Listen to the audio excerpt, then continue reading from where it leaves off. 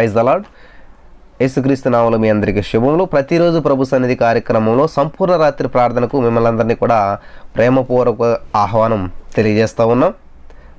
మరి ఈరోజు ఈ యొక్క సమయంలో మనం ధ్యానించుకోబోయేటువంటి అతి ప్రాముఖ్యమైనటువంటి అంశం ఏంటంటే ప్రార్థన.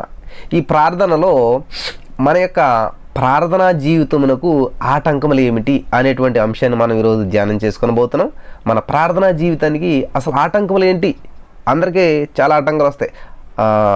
మనం ఒక వచనం చదువుకుని మనం ముందుకెళ్దాం. 1 యోహాను పత్రిక మనం చూసినట్లయితే ప్రియులరా, 1 యోహాను పత్రిక మనం చూసుకుని ముందుకెళ్దాం. 8-9 వచనాలు చూసినట్లయితే, మనం పాపం లేని వారని చెప్పుకునే యెడల మనమే మోసపుచ్చుకుందాము మరియు మనలో సత్యం ఉండదు. 9వ వచనం, మన పాపములను మనం ఒకరితో ఒకరు ఒప్పుకునే యెడల ఆయన నమ్మదగిన వాడు నీతిమంతుడు కనుక ఆయన మన పాపలను క్షమించి సమస్త దుర్నీతి నుండి మనను పవిత్రులుగా చేయును. మెయిన్ మన వచనం ఇప్పుడు ఏంటంటే కీర్తన 66వ అధ్యాయం 18వ వచనం చూద్దాం. నా హృదయంలో నేను పాపమును లక్ష్యము చేసిన యెడల ప్రభువు నా మనవి వినకపోవును. ఈ వచనాన్ని గుర్తుపెట్టుకోవాలి మీరంతా కూడా. ఏంటంటే 66:18 కీర్తనలో, నా హృదయంలో నేను పాపమును లక్ష్యము చేసిన యెడల ప్రభువు నా మనవి వినకపోవును. అర్థమవుతుంది కదండి. అసలు మన పాపములు మన ప్రార్థనా జీవితానికి ఆటంకం ఏంటంటే పాపము మొట్టమొదటి కారణం. ప్రార్థన చేసుకుని ముందుకెళ్దాం. స్తోత్రం దేవా, సర్వోన్నతుడ, సర్వాధికారి, ఈ సమయమందు నీ వాక్యాన్ని ధ్యానిస్తూ ఉండగా మాతో మాట్లాడి ప్రతి వారికి వినగల చెవి గ్రహించగలను అనుగ్రహించమని నజరేయుడైన యేసుక్రీస్తు నామములో ప్రార్థిస్తున్నామా పరమ తండ్రి, ఆమేన్. ప్రియులారా, గమనించాలి, అసలు మన ప్రార్థనా జీవితంలో ఆ ప్రార్థన జీవితానికి ఆటంకాల్లో మొట్టమొదటి ఆటంకం ఏంటంటే పాపము. 10 కారణాలు చెప్తాను ఈరోజు, నేను రాసుకోవాలి వరుస పెట్టి. మీరు మొట్టమొదటి పాయింట్ ఏంటంటే పాపము. కాబట్టి మన పాపాలను ఒప్పుకోవాలంటే ఆ పాపాన్ని కప్పుకోకూడదనమాట. ఎప్పుడైతే మన పాపాన్ని ఒప్పుకొని విడిచిపెడతామో ఏం జరుగుతుందో దేవుడు ఇక్కడ చూస్తూ ఉన్నాడు. కాబట్టి ఇన్సానిటీ అని అంటారు ఇంగ్లీష్లో. అంటే మూర్ఖత్వం అనేటువంటిది ఒకటి ఉంటుంది మనిషికి. ఫర్ ఎగ్జాంపుల్, నేను హైదరాబాద్ రావాలి, కానీ అనుకోకుండా మహారాష్ట్ర వెళ్ళే బస్సు ఎక్కేసేసాను. నేను సగం దూరం వెళ్ళిన తర్వాత తెలిసిందా, కరే ఇది మహారాష్ట్ర వెళ్తుంది, హైదరాబాద్ వెళ్ళదు అని చెప్పేసేసి తెలిసిన తర్వాత నేను ఏం చేయాలి? ఆ బస్సులో కూర్చుని ఏడవాలా? లేదు, ఆ బస్సు దిగి అక్కడ రోడ్డు మీద కూర్చుని ఏడాలా? అది కూడా కాదు. అది తెలిసిన తర్వాత ఆ బస్సుని దిగి నేనేం చేయాలి? యూటర్న్ తీసుకుని నేను వెళ్ళవలసిన మార్గంలోకి వస్తే అది పశ్చాత్తాపడినట్లు, అది సరైన మార్గం ఎంచుకున్నట్టు అనమాట. అంతేగాని అదే సరేలే ఏదైతే ఏంటి ఇంకొచ్చేసాం ఇక్కడ దాకా ఏం చేస్తామని చెప్పి అదే మార్గంలో వెళ్ళిపోతే మూర్ఖత్వం అంటారనమాట. గమనించాలి, చాలా ప్రాముఖ్యమైన విషయం. కాబట్టి ఈ రోజున మనం వెళ్తున్నటువంటి మార్గం సరైనది కాదు, ఇది పాపంతో కూడినటువంటిది, ఇది రాంగ్ వే అని తెలిసిన తర్వాత కూడా దాంట్లో కంటిన్యూ అవుతున్నారు చాలామంది. అర్థమవుతుంది కదండి అందరికీ. మనం వెళ్తున్న మార్గం సరైనది కాదని మనకు తెలుసు, అయినా కూడా దాంట్లో కంటిన్యూ అవుతున్నామంటే, దాంట్లోనే కొనసాగుతూ ఉన్నామంటే దానినే మూర్ఖత్వం అంటారన్నమాట. కాబట్టి మరి ఏం చేయాలంటే మనం పశ్చాత్తాపడతాం అంటే ఏంటంటే కన్నీళ్ళు కార్చి ఏడ్చేసి అది కాదు. పశ్చాత్తాపం అంటే ఏంటంటే ఒక విషయం నువ్వు చేస్తున్నటువంటి తప్పు అని తెలిసినప్పుడు దాని నుంచి వైదొలగి సరైనటువంటి మార్గంలో వెళ్ళడం, అది పశ్చాత్తాపం అంటేనే. చాలామంది ఏమనుకుంటారంటే పశ్చాత్తాపం అంటే నేను చేస్తున్నటువంటిది, అప్పుడు మనం చేస్తున్నటువంటిది తప్పు చేసాం కాబట్టి దేవుడి దగ్గరికి వస్తారు, కడ్డీలు కారుతారు. ప్రతిసారి పాపని అంటే ఎలాగా? ఇప్పుడు హాస్పిటల్కి వచ్చినప్పుడు నువ్వు రోగివి, హాస్పిటల్ నుంచి డెలివరీ అయ్యి వెళ్ళిపోతా కూడా నేను రోగిని అన్నావనుకోండి, ఎలా ఉంటుంది? హాస్పిటల్లో ఉన్నంతకాలం నువ్వు రోగివి, హాస్పిటల్లో ట్రీట్మెంట్ పొందుతున్నప్పుడు నువ్వు రోగివి.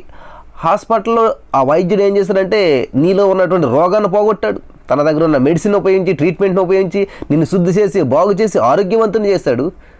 డెలివరీ అయ్యేటప్పుడు నేను ఏమంటారో ఆరోగ్యవంతుడిగా బయటకు వెళ్తావు. ఆరోగ్యవంతుడిగా బయటకు వెళ్ళిన తర్వాత ఆ హాస్పిటల్ నుంచి బయటకు వచ్చాక నేను రోగిని అని నువ్వు అన్నావంటే ఎట్లా ఉంటుంది? హాస్పిటల్కి విలువ ఉంటుందా? ఆ వైద్యుడికి విలువ ఉంటుందా? ఆ వైద్యానికి విలువ ఉంటుందా? కాబట్టి ఈ రోజున యేసుక్రీస్తు ప్రభువారు నమ్మి బాప్తిసం పొందిన తర్వాత కూడా నేను పాపిని అంటుంటారు చాలామంది. లేదు, ఎస్, ఒకానొకప్పుడు మనం పాపులమే, దోషులమే. ఎప్పుడైతే యేసుక్రీస్తు ప్రభువుని సొంత రక్షణను అంగీకరించామో, ఎప్పుడైతే యేసుక్రీస్తు ప్రభువారి దగ్గరికి వచ్చామో ఆయన పరమ వైద్యుడు కాబట్టి మనలో ఉన్న పాపానికి వైద్యం చేశాడు, ఆయన ట్రీట్మెంట్ చేశాడు, శుద్ధి చేశాడు, బాగు చేశాడు, మనలో ఉన్న పాప రోగాన్ని తీసిపడేశాడు. కాబట్టి ఈరోజు హెల్దీ పర్సన్ మనం. కాబట్టి యేసుక్రీస్తు ప్రభువు నమ్మి బాప్తిసం పొందిన తర్వాత ఆయన పరిశుద్ధి కనుక మనం పరిశుద్ధంగానే ఉండాలి, పరిశుద్ధ జీవితం జీవించాలి. హల్లెలూయా, దేవునికి స్తోత్రం కలుగును గాక. అర్థమవుతుంది నా ప్రియమైనటువంటి సహోదరి స్నేహితులరా? కాబట్టి ఇప్పుడు మీరు పాపిని అని ఒప్పుకోవాలి, ప్రార్థన చేయలేను కదా. పాపం అని ఒప్పుకున్నావు కాబట్టి, నీ పాపాలు దేవుడి దగ్గర ఒప్పుకున్నావు కాబట్టి యేసుక్రీస్తు ప్రభువుని సొంత రక్షణ అంగీకరించావు. ఆయన మనల్ని క్షమించాడు కాబట్టి. హల్లెలూయా. బాప్తిసం పొందాక కూడా నేను పాపిని అంటే ఎట్లా ఉంటుంది? ఇప్పుడు మీ పిల్లలు హాస్పిటల్లో తీసుకెళ్ళి ట్రీట్మెంట్ చేయించి మీకు అంత రోగాన్ని పోగొట్టించి ఆరోగ్యవంతురాలకు తీసుకొచ్చి ఇంటికాడ పెడితే నేను రోగిని అంటే ఎట్లా ఒళ్ళు మండుతుంది కదా మీ పిల్లలకి. ఏం మాట్లాడుతున్నావమ్మా నువ్వు? ఎన్ని లక్షలు పోసి నిన్ను అక్కడ వైద్యం చేయించి ట్రీట్మెంట్ చేయించి తీసుకొస్తే నువ్వు రోగం అంటావంటే నీకే రోగం లేదు అంటారు లేదా? హల్లెలూయా. కాబట్టి ఈ విషయం తెలుసుకోవాలి. సో ఇది ఎందుకు చెప్తున్నానంటే మీకు ఈ పాపం గురించి చాలామంది మాట్లాడేటువంటి మాట ఏంటంటే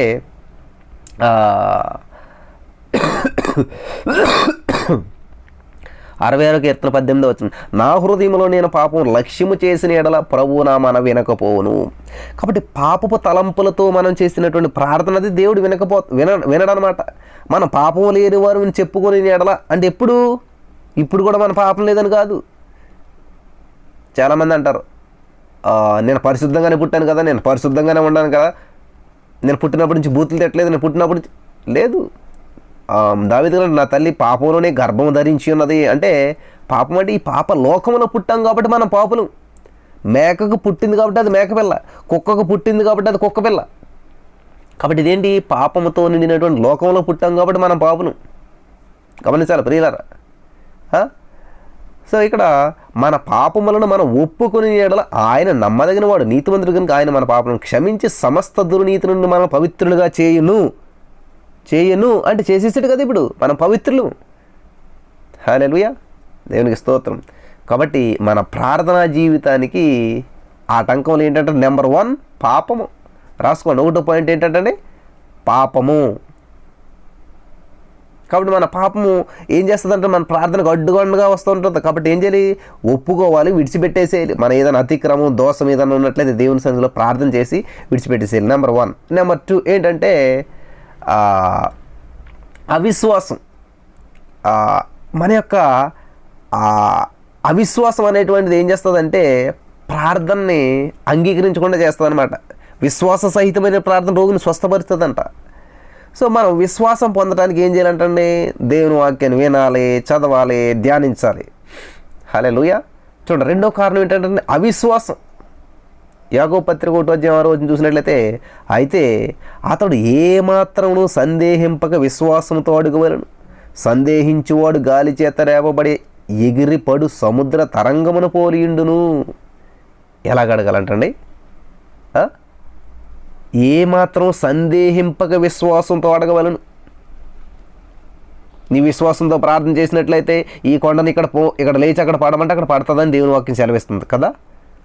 ఒక ముసలామే ప్రార్థన చేస్తూ ఉన్నాను కిటికీ దగ్గరుండి, ప్రభా నువ్వు చెప్పావు కదా విశ్వాసంతో ప్రార్థన చేసి ఈ కొండను ఇక్కడ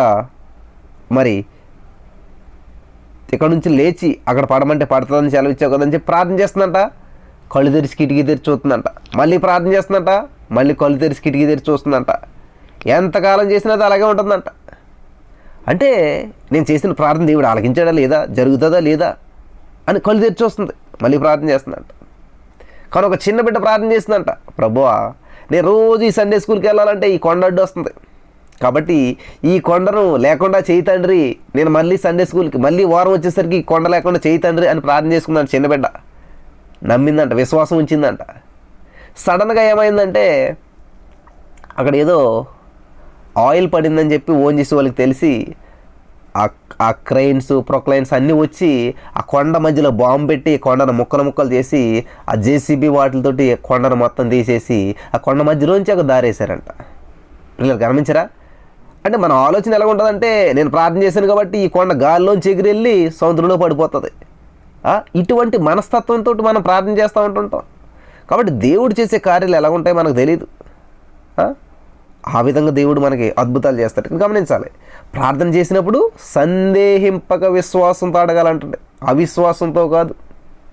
గమనించాలి, ఎలా ప్రార్థన చేయాలంటే సందేహింపక విశ్వాసంతో ప్రార్థన చేయాలంటే. రోమపత్రికలో మనం చూసినట్లయితే 10వ అధ్యాయం 14వ వచనంలో, వారు విశ్వసింపని వానికి ఎట్లు ప్రార్థన చేయుదురు. అర్థమవుతుందా? విశ్వాసం లేని వాళ్ళకి ఎట్లా ప్రార్థన చేస్తాం మనం? కాబట్టి ఈరోజు నీ మాటలు వింటున్నా ప్రియమైనటువంటి సహోదరి స్నేహితులారా, ప్రార్థన చేస్తున్నాము అంటే విశ్వాసం ఉంచాలి. విశ్వాసం లేని వాళ్ళకి మనం ఎంత ప్రార్థన చేసినా అది వృధా అయిపోతుంది అన్నమాట. రోమపత్రిక 10వ అధ్యాయం 14వ వచనం, వారు విశ్వసింపని వారికి ఎట్లు ప్రార్థన చేయరు, వినని వారిని ఎట్లు విశ్వసించుదురు, ప్రకటించేవాడు లేకుండా వారు ఎట్లు విందురు. 15వ వచనం, ప్రకటించేవారు పంపబడని ఎడల ఎట్లు ప్రకటించుదురు, ఇందు విషయమై ఉత్తమమైన వాటిని గూర్చినటువంటి సువార్త ప్రకటించే వారి పాదములు ఎంతో సుందరములైనవని వ్రాయబడి ఉన్నది.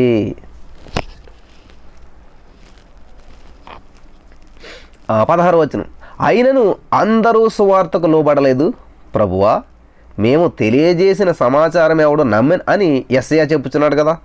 17వ వచనం, రోమా 10:17, కాగా వినుట వలన విశ్వాసము కలుగును, వినుట క్రీస్తును గూర్చిన మాటల వలన కలుగును. ప్రజలు గమనిస్తున్నారా? మనలో ఉన్నటువంటి అవిశ్వాసం పోవాలంటే, మనలో విశ్వాసం బలపడాలంటే ఏం చేయాలంటే దేవుని వాక్యాన్ని వినాలి, దేవుని వాక్యాన్ని చదవాలి, దేవుని వాక్యాన్ని ధ్యానించాలి. ఈ విధంగా చేసినప్పుడు మాత్రమే మనం ఏం పొందుకుంటాం అంటే విశ్వాసాన్ని పొందుకుంటాం. దేవునికి స్తోత్రం కలుగును గాక. హల్లెలూయా. కాబట్టి మనం దోశ వేసుకోవాలనుకోండి, ఏం చేస్తాం? పెనం పొయ్యి మీద పెట్టాలి, పొయ్యి వెలిగించాలి, దాన్ని హీట్ చేయాలి. అప్పుడు వేడెక్కిన తర్వాత ఎన్ని దోశలనే వేసుకోవచ్చు. ఆ పెనం పొయ్యి మీద పెట్టినా సరిపోదు, పొయ్యి వెలిగించకపోతేనే పొయ్యి మీద పెట్టిన తర్వాత, వేడి చేసిన తర్వాత, హీట్ ఎక్కిన తర్వాత మాత్రమే మనం ఎన్నైనా చేయగలుగుతాం. అలాగే మన విశ్వాసంలో ఎప్పుడైతే హీట్ ఎక్కుతామో, ఈ విశ్వాసంలో ఎప్పుడైతే బలపడతామో, అప్పుడు చేసే ప్రతి ప్రార్థన కూడా అంగీకరించబడుతుంది, ఆలకించబడుతుంది. దేవునికి స్తోత్రం కలుగును గాక. హల్లెలూయా. ప్రియులారా గమనించాలి. కాబట్టి నెంబర్ 1 ఏంటంటే పాపము, నెంబర్ 2 ఏంటంటే అవిశ్వాసము, నెంబర్ 3 మూడో కారణం ఏంటంటే గర్వం. మనల్ని మనం తగ్గించుకోవాలన్నమాట. తగ్గించుకోకుండా గర్వపడినట్లయితే మన ప్రార్థన ఆలకించబడదు. హల్లెలూయా. దేవునికి స్తోత్రం కలుగును గాక.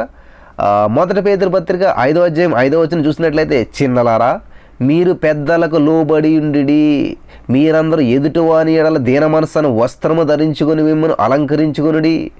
దేవుడు అహంకారులను ఎదిరించి దీనులకు కృపను అనుగ్రహించును. హల్లెలూయా. 6వ వచనం, 1 పేతురు 5వ అధ్యాయం 6వ వచనం, దేవుడు తగిన సమయంలో మిమ్మల్ని హెచ్చించినట్లు ఆయన బలిష్టమైన చేతి కింద దీన మనస్కులై ఇండుడి. హల్లెలూయా. దేవునికి స్తోత్రం కలుగును గాక. ఎలా ఉండాలంటే దీన మనస్కులై ఇండుడి అని ఇక్కడ చెప్తా ఉన్నాడు. కాబట్టి గర్వం ఉండకూడదు, గర్వపడకూడదు. నాశనానికి ముందు గర్వం నడుస్తుందంట. అంటే మన ముందు గర్వం నడుస్తూ ఉందంటే వెనకాల ఏమొస్తుంది? నాశనం వస్తుంది. కాబట్టి మనల్ని మనం తగ్గించుకుని చేసినటువంటి ప్రార్థన దేవుడు ఆలకిస్తాడు. కాబట్టి గర్వం విడిచిపెట్టాలి, గర్వం ఉండకూడదు అంటాడు. తర్వాత స్వార్థం. నెంబర్ 4 ఏంటంటే స్వార్థం. మనం స్వార్థం విడిచిపెట్టాలి, దేవుని చిత్తంలో ప్రార్థించాలన్నమాట. స్వార్థంతో ప్రార్థన చేసినటువంటి ప్రార్థన దేవుడు ఎప్పటికీ ఆలకించడు. యాకోబు పత్రిక 4వ అధ్యాయం 3వ వచనం చూసినట్లయితే, మీరడిగినను మీ భోగముల నిమిత్తము వినియోగించుటకై దురుద్దేశముతో అడుగుదురు కనుక మీకేది దొరకట్లేదని చెప్తున్నాడు అక్కడ దేవుడు. ఏంటంటే దురుద్దేశం, స్వార్థంతో అడగటం వల్ల మనకేది దొరకట్లేదంటాడు ప్రియమైనటువంటి సహోదరి స్నేహితులరా. కాబట్టి ప్రార్థన చేసినప్పుడు స్వార్థం లేకుండా ప్రార్థన చేయాలి, నిస్వార్థంగా ప్రార్థన చేయాలి. మన ప్రార్థనలో నిస్వార్థం ఉండకూడదు. ఈ స్వార్థం ఉండటం వల్లే మన ప్రార్థనకి ఆటంకం కలుగుతూ ఉన్నది. హల్లెలూయా. దేవునికి స్తోత్రం కలుగును గాక. రాసుకుంటున్నారు కదండి అందరూ కూడా నీ పాయింట్స్ అన్నీ కూడాను. నెంబర్ 1 ఏంటండి పాపము, 2వది అవిశ్వాసం, 3వది గర్వము, 4వది స్వార్థము, 5వ విషయం చూసినట్లయితే విస్తారమైనటువంటి పనులు. కాబట్టి ఈరోజు మనకి చూసినట్లయితే టైం లేదండి, ఖాళీ లేదండి. ఈరోజు ప్రార్థనలో పాలు పంచుకోవాలనుకున్నాను కానీ చాలా పనులు ఉండిపోయినాయండి. పనులు బిజీ వల్ల దేవుని సన్నిధిలోకి రాలేకపోయానండి. చాలా విస్తారమైనటువంటి పనులు ఉండిపోవటం వల్ల నేను కొంచెం సమయాన్ని గడపలేకపోతున్నాను. అని చెప్పేసి చాలామంది చెప్తుంటారు. లోకాసు వార్త 10వ అధ్యాయం 41 వచనంలో మనం చూసినట్లయితే, అందుకు ప్రభు, మార్తా మార్తా, నీవనేకమైనటువంటి పనులను గూర్చి విచారం కలిగి తొందరపడుచున్నావు, కానీ అవసరమైనది ఒక్కటే. ప్రియులారా, ఈ వాక్యం వినిచినటువంటి మీరు, ఈ వాక్యం వినలేనటువంటి వారికి ఒకసారి చెప్పండి. ఈ వాక్యం వినలేకపోయినటువంటి వారికి, ఈ యొక్క కార్యక్రమంలో పాలు పంచుకోలేకపోయినటువంటి వారికి ఒక మాట చెప్పండి. ఏమని చెప్తారంటే ఈ మాట చెప్పండి. యేసుక్రీస్తు ప్రభువారు మార్తమ్మతో ఏమన్నాడు తెలుసండి? Martha Martha. ఎందుకంటే చాలా విస్తారమైన పనులు బిజీ అయిపోయారు కాబట్టి ఒకసారి పిలిస్తే వినపడదు వాళ్ళకి. చూడండి, ఇక్కడ దేవుడు ఏమంటున్నాడు? మార్తా మార్తా అండి. చూడండి, మనకి ఏదైనా పనులు బిజీ అయిపోయిన వాళ్ళకి ఒకసారి పిలిస్తే వాళ్ళు రెస్పాండ్ అవ్వరు. ఎన్నిసార్లు పిలాలి? 2 సార్లు పిలాలన్నమాట. అందుకని దేవుడు ఇక్కడ అంటున్నట్టు మార్తా మార్తా అని 2 సార్లు పిలిచి, నీవు అనేకమైనటువంటి పనులు, అబ్బా ఎన్ని పనులు ఉంటాయి కదండి మీకు ఇప్పుడు ఈ వాక్యం వింటున్నటువంటి వాళ్ళకి, లేకపోతే తర్వాత వింటున్నటువంటి, ఎప్పుడైనా వింటున్నటువంటి ఎన్ని పనులు ఉంటాయంటే చాలా పనులు ఉంటాయన్నమాట. చాలా బిజీ ఉంటారనమాట. అనేకమైన పనులను గూర్చినట్టు విచారం కలిగి తొందరపడుచున్నావు, కానీ అవసరమైనటువంటిది ఒక్కటే. ఏంటి అవసరం అంటే దేవుని వాక్యం వినడం అవసరం, దేవుని సన్నిధిలో గడపడం అవసరం. ఈరోజు నువ్వు కష్టపడి 24/7 డ్యూటీ చేసి కోట్లు సంపాదించి ఇల్లులు కట్టి భూములు కొని ఒంటి నిండా బంగారం వేసుకుని చనిపోయావంటే, చనిపోయినప్పుడు కనీసం ముక్కులో ఉన్నటువంటి ముక్కు పొడుగును కూడా ఉంచకుండా కటింగ్ ప్లేర్ ఎట్లా లాగేస్తారనమాట. నీ ముక్కు ఉంటే ఉంటుంది, పోతే పోతుంది అని చెప్పి అది రాకపోయినా కూడా లాగేస్తారు. 24/7 నువ్వు కష్టపడి పని చేసినంత ఏమైపోయింది? అయిపోయింది. ఎందుకని చేసావంటే అంతే, ఆ టైంలో అలాగ అనిపిస్తుంది. విస్తారమైనటువంటి పనులు అంటాడు. ఇదే గమనించారు ప్రియులరా? కానీ ఏం చెప్పాడు? తొందరపడుతున్నావు, తొందరపడి అలా సంపాదించుకుంటున్నావు. ఉద్యోగం కనీసం ఒక వారానికి ఒక రోజు సెలవు ఉండదు. ఒకవేళ సెలవు ఉన్నా కూడా ఆ రోజున ఇల్లు క్లీనింగు, అది క్లీనింగు, ఇది క్లీనింగు, అంతేగాని హార్ట్ క్లీనింగ్ ఉండదన్నమాట. అసలైనటువంటిది ఏంటంటే హార్ట్ క్లీనింగ్ ఉండాలి. అసలైనటువంటిది ఏంటంటే హార్ట్ దేవునికి దగ్గరగా ఉండాలి. ఇది ఉండదు మనకి. హృదయం దేవునికి ఇవ్వం మనం. కానీ అన్ని క్లీనింగ్ చేసుకుంటాం, అందరినీ పలకరిస్తాం, దేవుని మాత్రం పలకరించం. సెలవు వచ్చింది కాబట్టి బంధువులు స్నేహితులకి అందరికి ఫోన్ చేసి ఎలా ఉన్నారో ఏంటి ఇదంతా చేస్తాం, కానీ దేవుని సందులో గడుపుతామా? దేవునికి సమయం ఇస్తామా? ఇవ్వం. రాగ వచ్చిందండి సెలవు, ఈరోజు బంధువుల్ని స్నేహితులు అందరిని కలవాలని చెప్పేసి చెప్తున్నాడు ఇక్కడ. అవసరమైనది ఒక్కటే. ఏది అవసరం? దేవుని సన్నిధి, దేవునితో గడపటం. ప్రియమైనటువంటి సహోదరి స్నేహితులారా, గమనిస్తున్నారు దేవుడు ఎంత అద్భుతమైనటువంటి విషయాలు మనకి తెలియజేస్తూ ఉన్నాడో. నెక్స్ట్, సోమరితనం. ఏంటంటే సోమరితనము, ఇది చాలా ప్రాముఖ్యమైనటువంటి విషయం అనమాట. గుణవతి అయినటువంటి స్త్రీ గురించి మనం భలే చదివేస్తాం. సొలొమోను గారికి లెమియేల్ అన్న సొలొమోన్ అని ఒకరే. వాళ్ళ అమ్మగారు చెప్తున్నారు ఏమని, అరే నాన్న, గుణవతి అయిన స్త్రీ ఎలా ఉంటుందో తెలుసా? గుణవతి అయిన స్త్రీకి ఉండే లక్షణాలు ఏంటో తెలిసినా అన్న అని చెప్పి ఒక స్త్రీ ఇంకో స్త్రీ గురించి చెప్తుంది. ఏంటంట, ఏ కూజావునే లేస్తుంది అని చెప్తూ ఉందన్నమాట. సోమరితనం అనేటువంటిది ఏం చేస్తుందంటే వేకుజావునే లేవడానికి ఇష్టపడదు అనమాట. ఇంకొంచెం నిద్రపోదాం అనిపిస్తుంది అనమాట. ప్రియులు గమనించాలి. ఇక్కడ మనం గమనించినట్లయితే ఈ సోమరితనం వల్ల మనం ఎటువంటి సమస్యలు ఎదురవుతాయంటే, యోనా గ్రంథంలో ఒక మాట ఉన్నది మీకు గుర్తు చేయాలని చెప్పి నేను ఆశపడుతున్నాను. యోనా గ్రంథం 1వ అధ్యాయం 6వ వచనం చూసినట్లయితే, అప్పుడు ఓడనాయకుడు అతని వద్దకు వచ్చి, ఓయి నిద్రపోతా, నీకేమి వచ్చినది, లేచి నీ దేవుని ప్రార్థించు, మనం సావకుండా దేవుడు మనల్ని కనికరించినేమో అంటూ ఉన్నాడు. ప్రార్థించకుండా నిద్రపోయినామంటారంటాడు. నిద్రపోతా, నీకేమొచ్చింది, లే అని ఒక అన్యుడొచ్చి అభిషక్తుడైనటువంటి దేవుని బిడ్డని, ప్రవక్తని ఏమంటున్నాడు? నిద్రపోతా అంటున్నాడు. నువ్వెంత అభిషేకం కలిగినటువంటి వ్యక్తి అయినా సరే ప్రార్థన చేయకుండా నిద్రపోతే ఎలా ఉంటుంది అనమాట. సోమరితనం ఉంటే మరి అన్యుడైనా కూడా మాట్లాడతాడనమాట. ఓ ఈ నిద్రపోతా, లే నీకేమొచ్చింది, నువ్వు లేచి ప్రార్థించు, చావకుండా మనం దేవుని యందు కనికరించబడదుమేమో. హల్లెలూయా. కాబట్టి ఈ రోజున ప్రార్థించకుండా సోమరితనంతో నిద్రపోతున్నారేమో, సోమరితనంలో మునిగిపోయారేమో. అని చెప్పేసి దేవుడు అడుగుతూ ఉన్నాడు. వేకువజామున నిద్రలేసి ప్రార్థించాలంటండి. వేకువజామున లేవాలంటే సోమరితనం మనకు బాగా అడ్డు వస్తుంది, లేవలేం. సామెతల గ్రంథం 6 చూసినట్టయితే, సోమరి చీమల యొద్దకు వెళ్ళుము, వాటి నడతలు కనిపెట్టి జ్ఞానం తెచ్చుకోను. సోమరితో డైరెక్ట్గా మాట్లాడుతున్నాడు దేవుడు. చీమల వద్దకు వెళ్ళవయ్యా, చక్కటి జ్ఞానం నేర్పుతాయి అని చెప్పి దేవుడు చెప్తున్నాడు. అందుకే యేసుక్రీస్తు ప్రభువారు ఈ మాటలు చెప్తూ మార్కు సువార్త 1:35 చూసినట్లయితే, ఆయన పెందల కాడనే లేచి ఇంకను చాలా చీకటి ఉండగానే బయలుదేరి అరణ్యములకు వెళ్ళి అక్కడ ప్రార్థన చేయించుండెను. మార్కు 1:35 దేవుడు ఏం చేస్తున్నాడంటే, పెందలగాడ లెగిచి ప్రార్థన చేస్తున్నాడు. పెందలగాడ లేచి. మన దేవుడు మార్గదర్శకమైనటువంటి దేవుడు, మన దేవుడు మాదిరించినటువంటి దేవుడు, మన దేవుడు చేసిందే చెప్పాడండి. ఆయన చెయ్యింది ఎప్పుడు కూడా చెప్పలేదు, ఆయన చక్కటి మాదిరించి వెళ్ళాడు.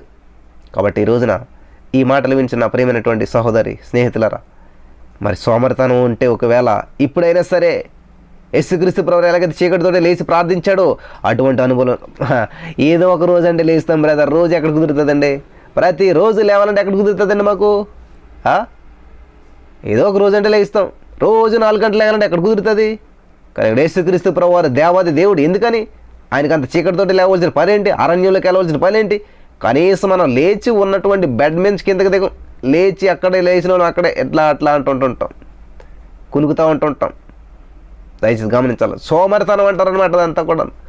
చీమల దగ్గరికి వెళ్ళమంటే జ్ఞానం నేర్చుకుంటాను సోమరికి.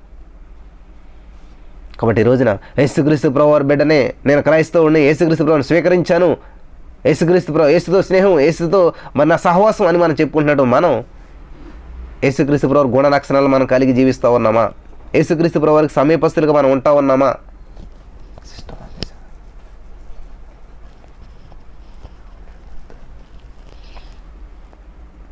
హల్లెలూయా. ఒకవేళ మరి సోమరితనంతో జీవిస్తున్నట్లయితే విడిచిపెట్టమని చెప్పి దేవుడు ఈరోజు చెప్తూ ఉన్నాడు. హల్లెలూయా. దేవునికి స్తోత్రం కలుగును గాక. ప్రియులారా గమనించాలి. తర్వాత విషయం మనం చూసినట్లయితే, తోటివారితో సరిగ్గా లేకపోవటం, సరైనటువంటి సత్సంబంధం లేకపోవటం. అలా చేసినప్పుడు కూడా మన యొక్క ప్రార్థనా జీవితంలో మరి ఆటంకాలు ఏర్పడతాయన్నమాట. తోటివారితో సరిగ్గా లేకుండా మనం ప్రార్థన చేస్తుంది అంగీకరించాడు దేవుడు. మన హృదయాన్ని సరి చేసుకోవాలన్నమాట. మత్తయి సువార్త 5:23 మనం చూసినట్లయితే, ప్రియులారా త్వరగా చూడాలి.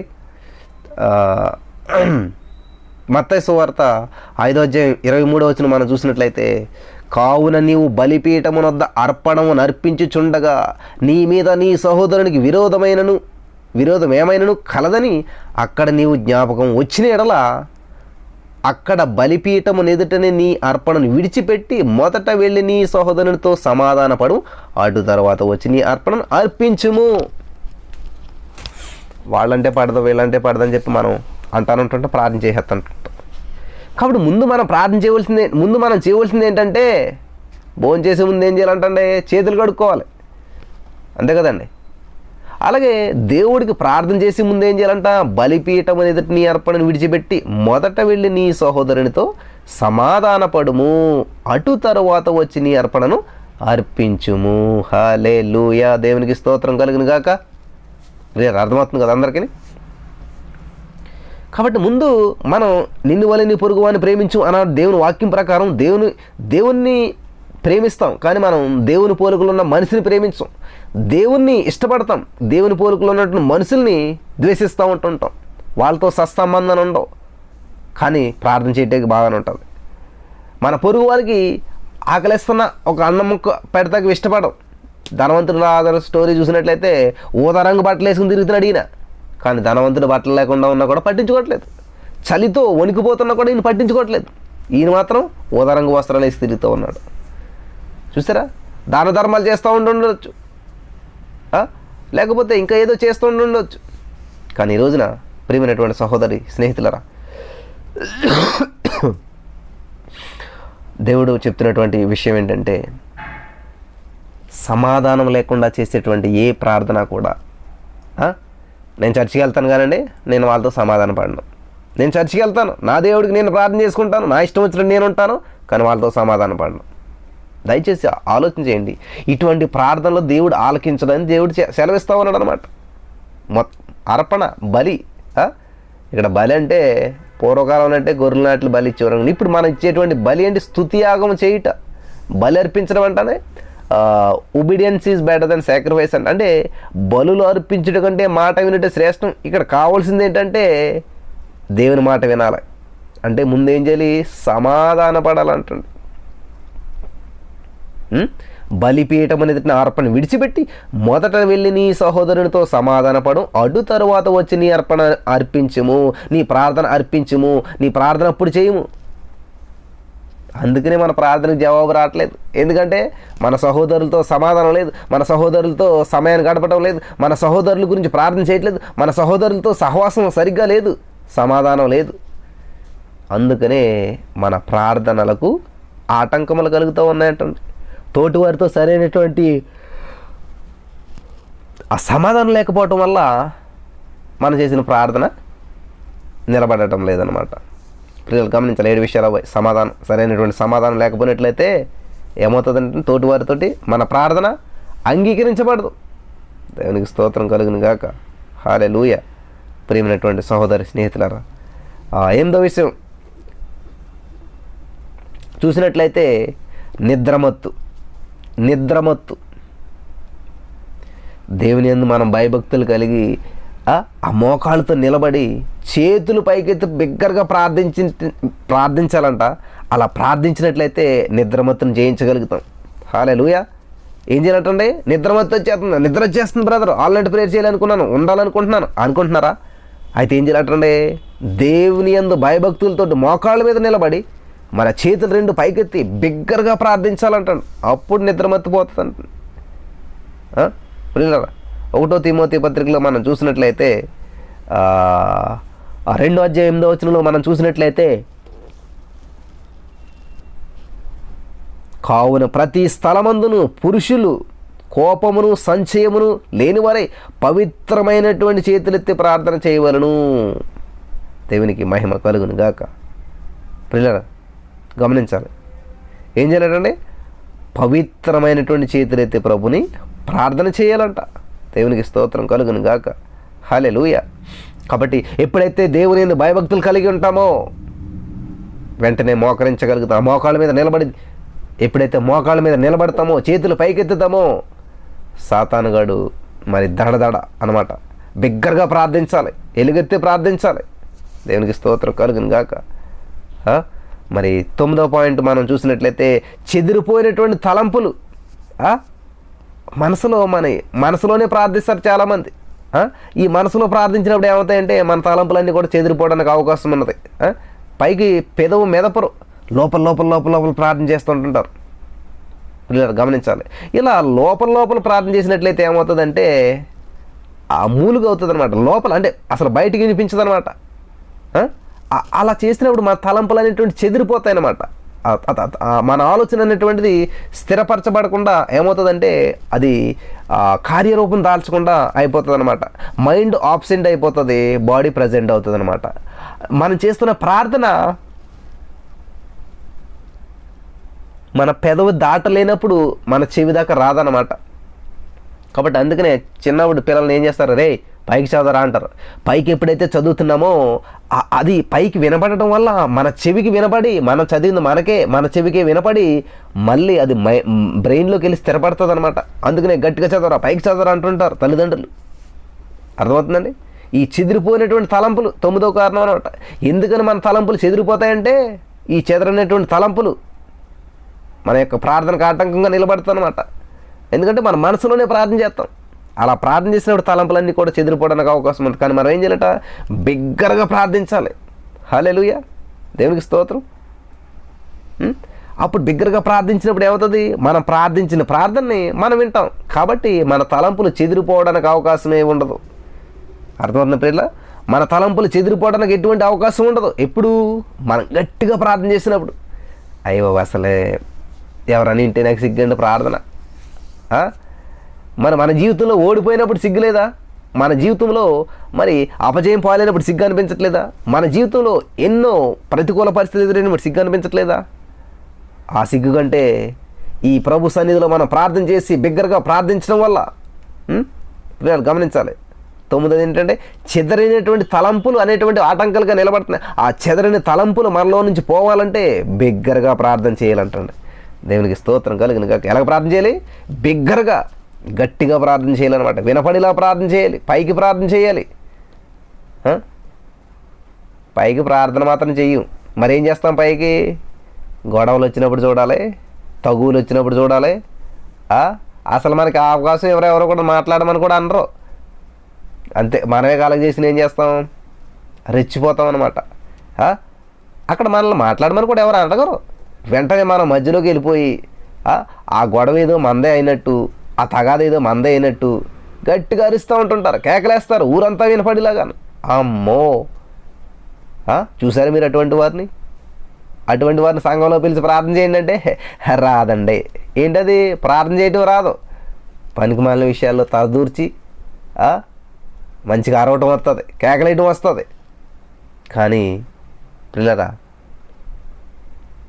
ప్రార్థన చేయటానికి మాత్రం ఏం రాదంటే స్వరం రాదు. కాబట్టి ఇక్కడ ఎప్పుడైతే బిగ్గరగా మనం ప్రార్థన చేస్తామో ఆ ప్రార్థనని మనం ఏం చేస్తామంటే మన ప్రార్థన మనమే వినగలుగుతాం. కాబట్టి మన తలంపులు అనేటువంటి చెదిరిపోవడానికి ఎటువంటి అవకాశం లేదనమాట. ప్రియమైనటువంటి సహోదరి స్నేహితులారా, కాబట్టి మన ప్రార్థనా జీవితానికి ఆటంకాలు చివరిది ఏంటంటే మరి ఆటంకాలు అనేటువంటివి జయించడానికి ఒక ప్రత్యేకమైనటువంటి సమయం, ఒక ఏకాంత స్థలం నిర్ణయించుకొని ఆ స్థలంలో ఆ సమయం అందు మనం ఉన్నప్పుడు ఇతరులు మరి మనం ప్రార్థనలో ఉన్నామని గ్రహిస్తారు. కనుక మనం ప్రార్థన చేయనప్పుడు మన గదిలోనికి వెళ్ళి తలుపు వేసుకుని ప్రార్థన చేయాలని చెప్పేసి మత్తయి సువార్త 6వ అధ్యాయం 6వ వచనంలో చూసినట్లయితే, నీవు ప్రార్థన చేయనప్పుడు నీ గదిలోనికి వెళ్ళి తలుపు వేసి రహస్యమందు ఉన్న నీ తండ్రికి ప్రార్థన చేయము, అప్పుడు రహస్యమందు చూస్తున్న నీ తండ్రి నీకు ప్రతిఫలం ఇచ్చును. హల్లెలూయా. గమనించాలి, ఏం చేయాలంటండి?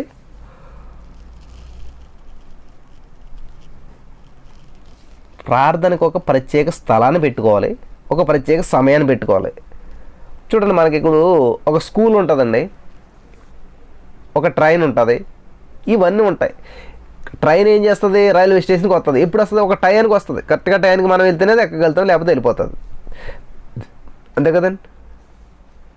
అలాగే మన ప్రార్థన కూడా ఏం చేయాలి? ఖచ్చితంగా ఎర్లీ మార్నింగ్ 4 o'clock అంటే 4 o'clock పెట్టుకోవాలి. ఒక ప్లేస్ పెట్టుకోవాలన్నమాట. ఈ ప్లేస్లో ఉన్నారా, అయితే ప్రార్థన చేసుకుంటున్నారు. ఈ టైంలో ఉన్నారా, ఈ టైంలో వెళ్ళి ప్రార్థన చేసుకుంటారు అని ఏం చేయాలి? ఆటోమేటిక్గా ఎదరు వాళ్ళకి తెలిసిపోవాలన్నమాట. అర్థమవుతుందండి?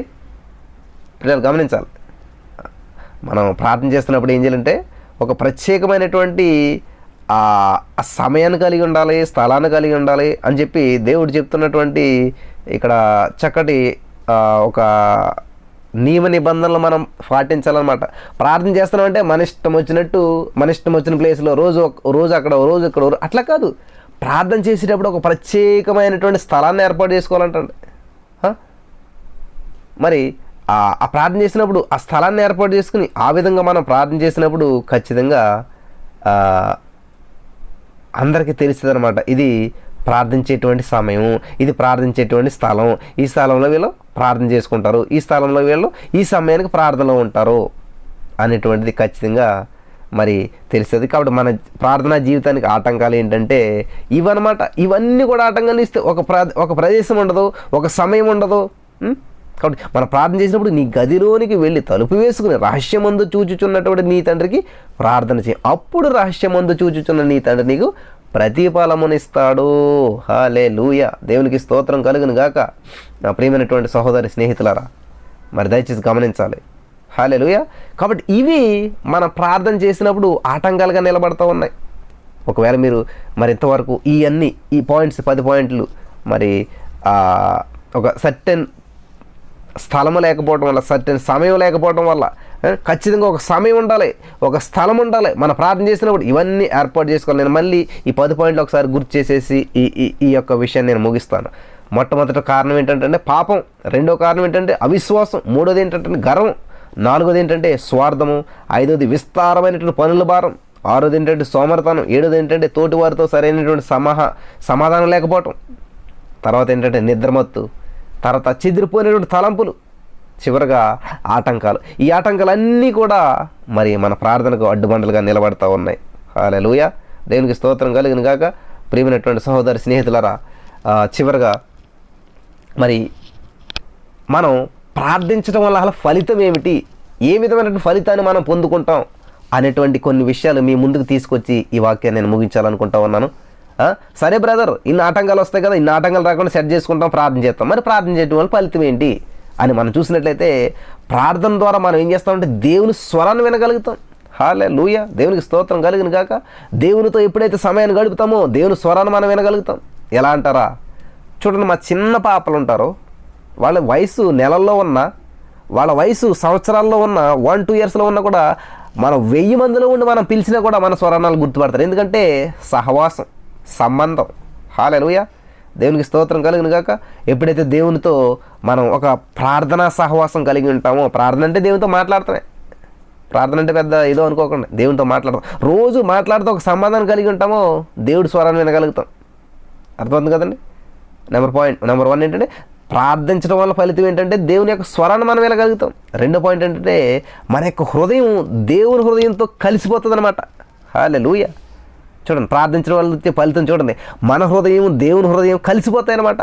6 నెలలు పోతే వాళ్ళు వీళ్ళు అవుతారు, వీళ్ళు వాళ్ళు అవుతారు అంటారు కదా. అంటే ఎప్పుడైతే దేవునితో ప్రార్థించడం వల్ల మనం ఆ ఫలితం ఏంటంటే దేవునితో ప్రార్థిస్తూ ఉండగా దేవుని హృదయం మన హృదయం ఏకమైపోతుంది. దేవుని ఆలోచన మన ఆలోచన ఒకటైపోతుంది అనమాట. కాబట్టి దేవుని చిత్తానుసారంగా దేవునికి ఏది ఇష్టమో దాన్ని అడుగుతాం, మన జీవితంలో పొందుకుంటాం అనమాట. హల్లెలూయా, దేవునికి స్తోత్రం కలుగును గాక.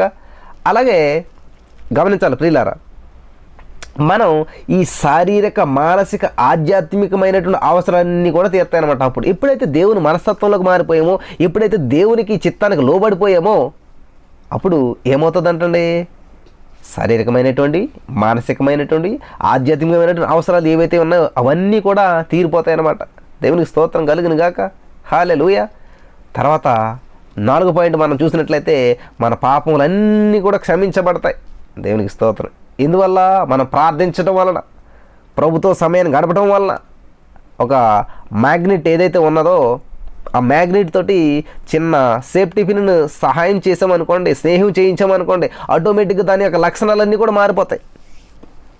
అంతవరకు ఒక ఐరన్ ముక్కలాగా, ఇనప ముక్కలాగా ఉండేటువంటి ఆ సేఫ్టీ పిన్ ఎప్పుడైతే అయస్కాంతంతో సహవాసం చేసిందో ఇది కూడా అయస్కాంతంలోకి మార్చబడిపోతుంది. ఇది కూడా అయస్కాంతంలో ఆకర్షించడం మొదలు పెడుతుంది. యేసుక్రీస్తు ప్రభువారితో ప్రార్థిస్తూ సమయాన్ని గడుపుతూ యేసుక్రీస్తు ప్రభువారి వల్ల జీవిస్తూ ఉన్నప్పుడు ఖచ్చితంగా మనం కూడా అనేక మందిని ఆకర్షించేటువంటి వారిగా ఉంటాం. హల్లెలూయా, దేవునికి స్తోత్రం. హల్లెలూయా, మన పాపాలన్నీ కూడా క్షమించబడతాయి. నెక్స్ట్ పాయింట్ చూసినట్లయితే ఆధ్యాత్మికంగా మనం బలం పొందుకుంటాం. దేవునికి స్తోత్రం కలుగును గాక. హల్లెలూయా. చూడండి, ఒక చెట్టు ఒక కుండీలో ఉన్నంతసేపు దానికి బలం ఉండదు. అదే చెట్టు ఒక భూమిలో పాతినప్పుడు అదేం చేస్తుందంటండి, ఆ భూమితో సత్సంబంధాన్ని ఏర్పాటు చేసుకుంటుంది. ఆ భూమితో ఒక విధమైనటువంటి వేర్లు నాటుకుని లోపలికి వెళ్తూ బలమైనటువంటి చెట్టుగా మారుతుంది. ఆ నేల దానికి ఇచ్చిన సపోర్ట్ని బట్టి, బలాన్ని బట్టి అది దినదినము ఫలిస్తూ విస్తరిస్తూ అభివృద్ధి చెందుతుంది, ఒక బలం పొందుకుంటుంది. అదే మీ ఇంట్లో ఉన్నటువంటి ఆ కుండీలో ఉన్నటువంటి మొక్క బలంగా ఉంటుందా? ఉండదు. నువ్వు ఎక్కడ పడితే అక్కడ దాన్ని తీసుకెళ్ళి పెట్టవచ్చు. కానీ అదే నేలలో ఉన్నటువంటి మొక్కను నువ్వు కదపగలుగుతావా? లేదు. బలమైనటువంటి వేర్లు లోపలికి పాతుకుని బలంగా తయారవుతుంది. అలాగే మనం ఎప్పుడైతే ప్రార్థన చేస్తూ ఉంటుంటామో ఆ ప్రార్థించడం వల్ల వచ్చేటువంటి ఫలితం ఏంటంటే ఆధ్యాత్మికంగా బలం పొందుకుంటాం. దేవునికి స్తోత్రం కలుగును గాక. హల్లెలూయా. ఏం చేస్తామంటే ఆధ్యాత్మికమైనటువంటి బలాన్ని మనం పొందుకుంటాం అంటండి. హల్లెలూయా. అలాగే సాతాను శోధనలు మనం జయించగలుగుతాం. దేవునికి స్తోత్రం కలుగును గాక. 6వ పాయింట్ ఏంటంటే సాతాను తెచ్చేటువంటి శోధనలు మనం జయించగలం. ఎప్పుడైతే మనలో బలం ఉన్నదో, ఎప్పుడైతే మనకు శత్రువు వచ్చాడో వాడిని ఏం చేస్తాం, మనం కిక్ ఇస్తాం అనమాట. అంతేగాని మనం బలహీనంగా ఉన్నాం అనుకోండి, సాతాను కూడా వచ్చి దెబ్బ కొట్టి మనల్ని వెళ్ళిపోతాడు. కానీ నువ్వే బలంగా ఉంటే, ప్రార్థనా శక్తి చేత, అగ్ని చేత నువ్వు నింపబడినట్లయితే ప్రతి సమస్యను, బంధకాన్ని కాల్చివేయగలుగుతాం. దేవునికి స్తోత్రం కలుగును గాక.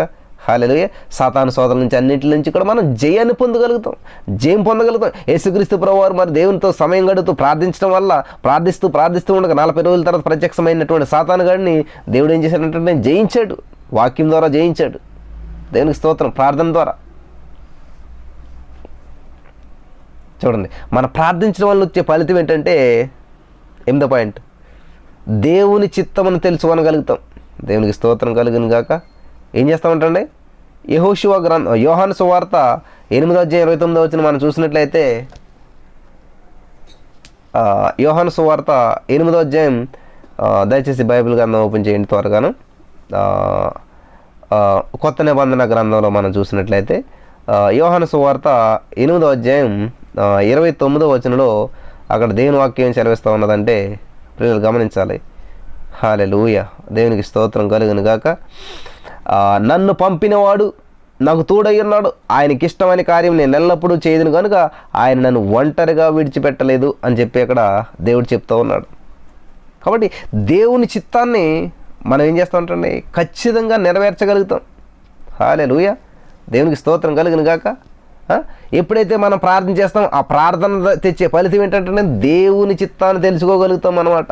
హల్లెలూయా, దేవునికి స్తోత్రం. అలాగే మనం ప్రార్థించడం వల్ల ఏమవుతుందంటే ఆధ్యాత్మికమైనటువంటి మర్మాలను, గూఢమైనటువంటి సంగతులను గ్రహించుకోగలుగుతాం. 33:3 దేవుడు చెప్తాడు, నీవు నాకు మొర్ర పెట్టుము, నేను నీకు ఉత్తరం ఇచ్చేదను, గూఢమైనటువంటి సంఘటనలు నీకు తెలియజెప్పదనని చెప్పి దేవుడు అక్కడ చెప్తూ ఉంటుంటాడు. మీరు చదవండి 133 కీర్తన 3వ వచనం.